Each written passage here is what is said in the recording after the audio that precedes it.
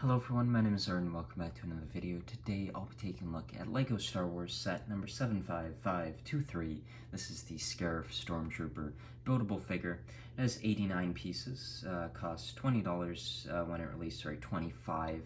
And now will cost you about that $25 price used and about $40 sealed.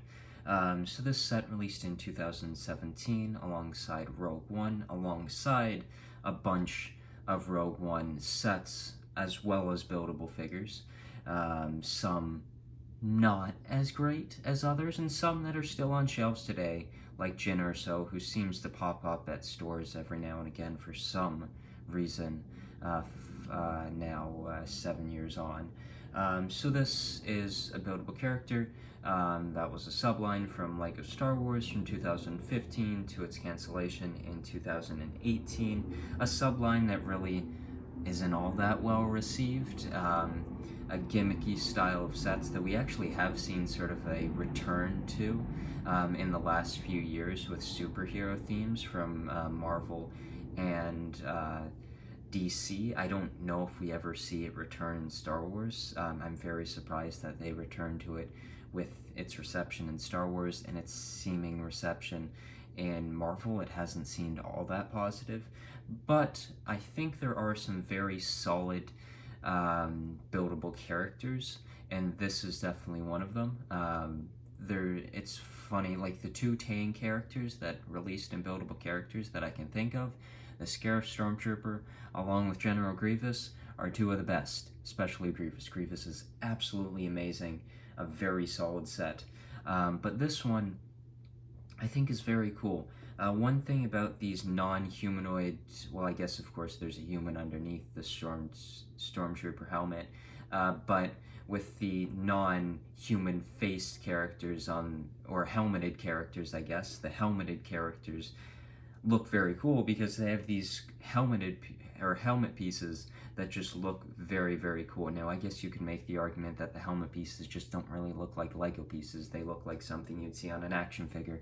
And I think maybe that was the biggest issue with these characters, especially the humanoid characters just looked a bit weird.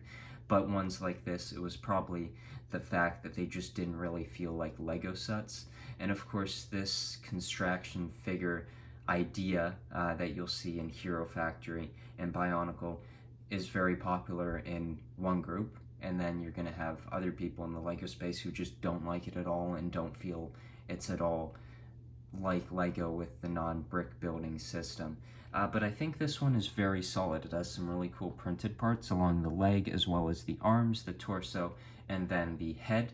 It also has a waistcape plastic part that wraps around the hips of the characters, and then a large blaster piece. For articulation on the figure, you're going to have it at the knees as well as a little bit at the feet, and then the arms where you can see that printed part, shoulders, elbows, and hands. Along the back, this one, unlike some others, I think they did improve this throughout time. I have another one beside me here. This one released in the first year of buildable characters, and this is the Jango Fett. Is that they really did improve how they detailed the back of the legs. They really improved it, and you don't have all that unwanted style of look that you see with Jango Fett, but it's really improved with the Scariff Trooper, which is nice to see improvement throughout them. The other leg there, and then his blaster as well.